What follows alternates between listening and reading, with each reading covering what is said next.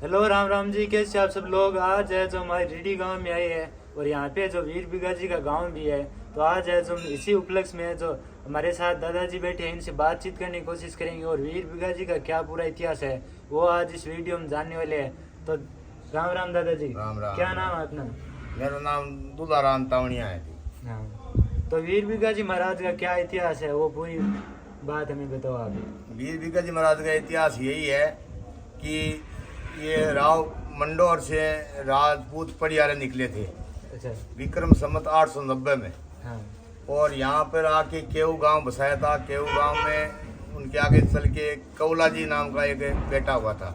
अच्छा। और कौला जी के आगे चल के एक जक्खा नाम का बेटा हुआ था। अच्छा। जक्खा ने 40 साल की उम्र में जाकासर गांव आबाद करवाया था। अच्छा। जाकासर से ये जक्खा के जो भी वंश थे वो जाट जाति के अंदर हो गए थे, जाट जाखड़ हो गए थे। अच्छा। तो जक्खा के तीसरी पीढ़ी में एक लहर नाम का बेटा हुआ था जिन्होंने इस गांव रीडी की स्थापना करवाई थी विक्रम संवत 1192 में।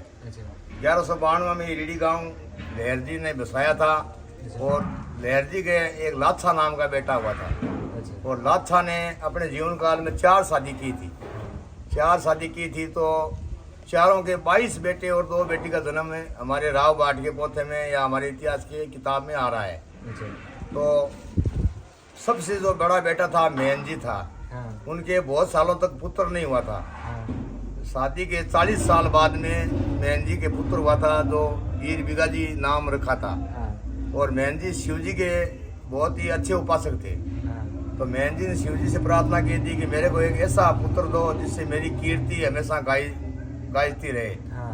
तो शिवजी महाराज ने प्रकट होके और बिगा जी महाराज का जन्म मेहनजी घर हुआ था। हाँ। और बिगा जी महाराज बाल से ही गायों की बहुत रक्षा करते थे, गायें चराते थे। इनके गायें भी बहुत होती थी घरों में और गायों से प्यार बिगा जी महाराज का बहुत ज़्यादा था। हाँ। तो बिगा जी महाराज जवान हो गए। बिगा जी महाराज की शादी हुई थी मालासर मोलाणिया गांव में राव खिंदाजी मील के घर। राव खिंदाजी मील की बेटी थी मीरा नाम की, उनसे शादी हुई थी। बिगा जी महाराज शादी करके कई साल बीत गए। बिगा जी महाराज 4 बेटा और 1 बेटी का जन्म भी हुआ था। उसके बाद में बिगा जी महाराज के जो साला था एक जैसा नाम, उस साले के ब्याह मंड्या था।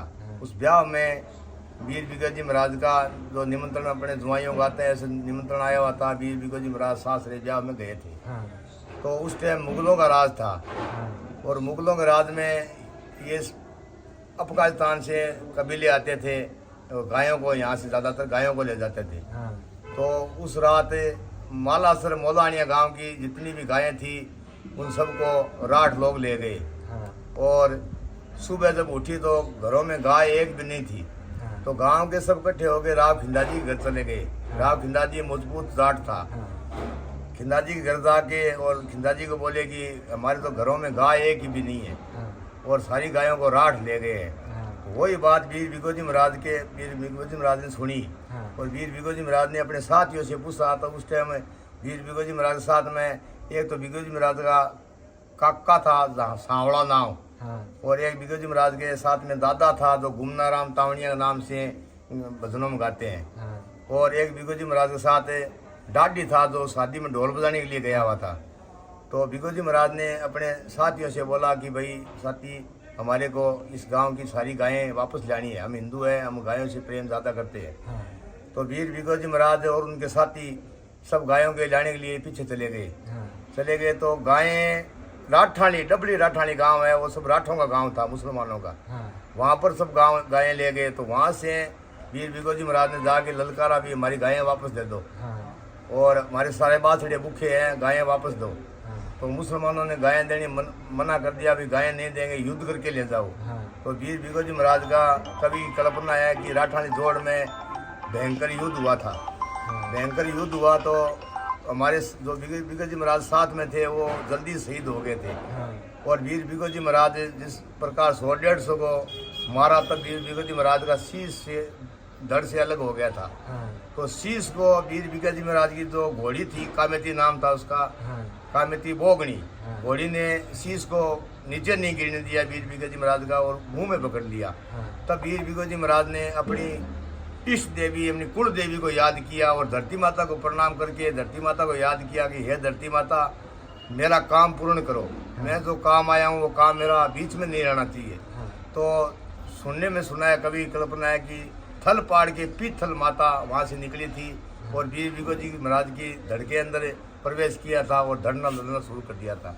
उसके बाद में धड़ लड़ी थी और सारे मुल्लों को मार के धड़े और अपनी घोड़ी को हुक्म दिया कि हे घोड़ी, ये मेरी गायों को और मेरे को मेरी माँ के पास मेरे गांव ले चलो।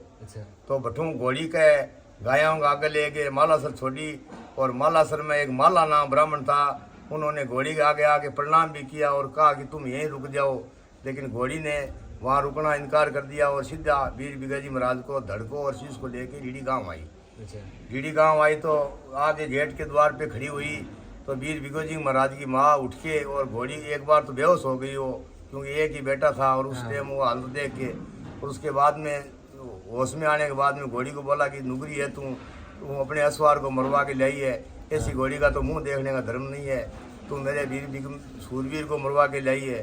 तब क्या घोड़ी आंखों में पानी ला के और घोड़ी ने माता को वापस जवाब दिया कि माता क्यों मेरे को ओढ़बा दे रही है, हजारों को मार के तेरा ये सूरवीर गायों को बचा के लाया है और मैं माता खटी अड़ी आखिरी को नहीं, मैं खटी पग रोपिया को नहीं, मैंने भी तेरे सूर्य का बहुत साथ दिया और दुनिया में तुम्हारा नाम कर दिया है। तो कभी की कल्पना है कि ये मुख से शीश जो था वो पकड़ा हुआ वो घोड़ी के मुझ से छूट गया और जो धड़ थी और इस में आके घोड़ी वहाँ से वापस लेके चली गई।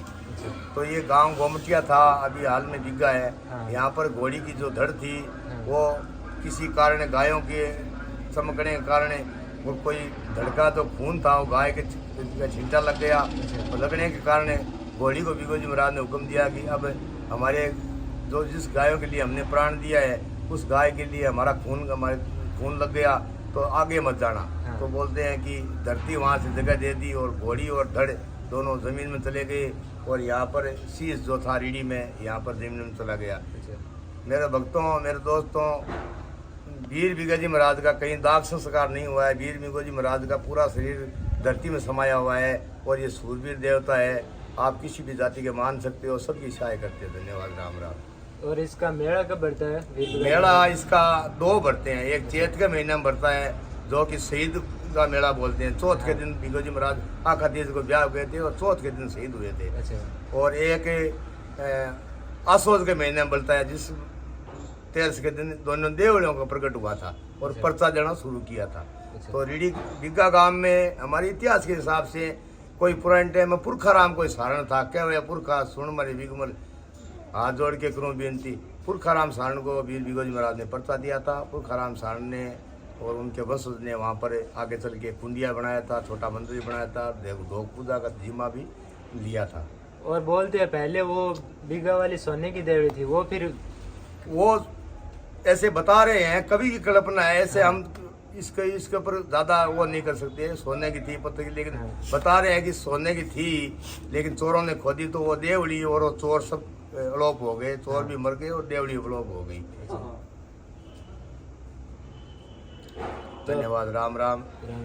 इससे ज़्यादा कोई इतिहास में कोई गलती है मेरी तो मेरे को माफ़ करना। जितना मैं इतिहास के बारे में जानता हूँ वीर बिगाजी के, मैं यहाँ पर वीर बिगाजी महाराज के मंदिर में आज 43 साल से हम सेवा करते हैं और जैसा इतिहास हमने बताया है उसमें से हो सकता है 90% इतिहास सही है, बाकी उसमें कोई त्रुटि है तो मेरे को माफ़ करना। अभी है जो मैं दादाजी ने बहुत ही बढ़िया बढ़िया बातें बताई। अभी आप देख रहे हो कैमरामैन पूनम के साथ मैं रामवर्धन चौटिया। और ऐसे ही वीडियो पाने के लिए हमारे चैनल को सब्सक्राइब करें, वीडियो को शेयर करें अपने परिवार के साथ और हमारे चैनल से जुड़े रहिए। ऐसे ही जो पुराने इतिहास से जुड़े वीडियो हमारे चैनल पर आते रहेंगे। धन्यवाद। शेयर करें चैनल।